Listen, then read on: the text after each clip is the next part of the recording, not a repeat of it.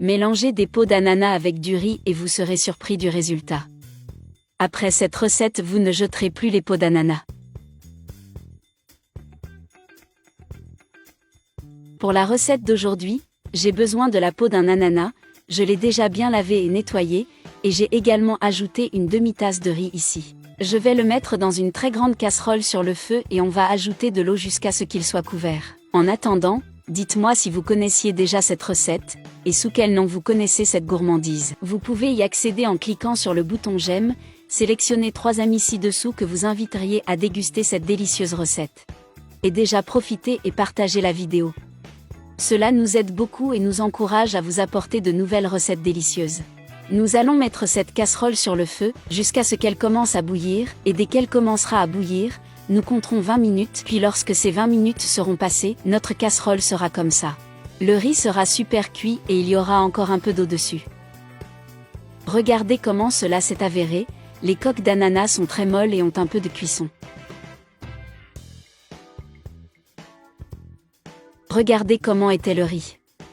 Et maintenant nous passons à la deuxième partie de notre recette.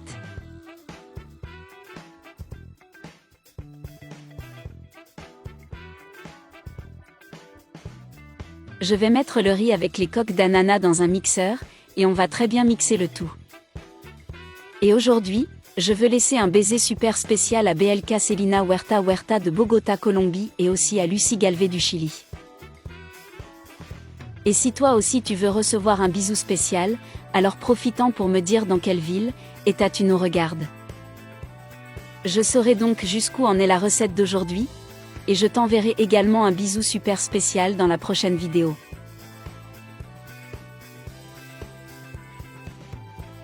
Après avoir très bien broyé le tout, nous allons filtrer ce mélange, et nous allons jeter le marc d'ananas. Nous n'utiliserons pas cette partie. Regardez comme c'était beau, les gens.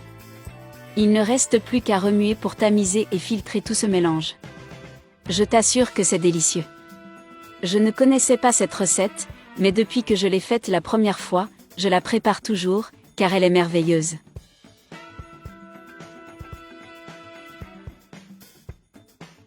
Et après avoir filtré, je vais ajouter une cuillère à soupe d'essence de vanille ici. Et nous allons également ajouter une demi-tasse de sucre. Si vous souhaitez ajouter plus de sucre, c'est à vous de décider. C'est le montant que j'ai mis. Et maintenant, nous allons le mélanger une fois de plus. Si je préfère, vous pouvez le mélanger avec une cuillère, car cette partie sert juste à bien attraper le sucre. Si vous n'avez pas de mélangeur, vous pourrez peut-être le remettre dans le mélangeur et cela fonctionnera très bien. Et maintenant, au moment de servir, je vais mettre ici un peu de glace dans mon verre. Ça pourrait être ce glaçon. Êtes-vous servi? C'est un jus merveilleux et très crémeux. Faites-le à la maison, puis dites-moi le résultat. Si vous préférez, vous pouvez le mettre au réfrigérateur pour en boire un froid, sans avoir besoin d'ajouter de glace. Et voici la vidéo d'aujourd'hui, bisous.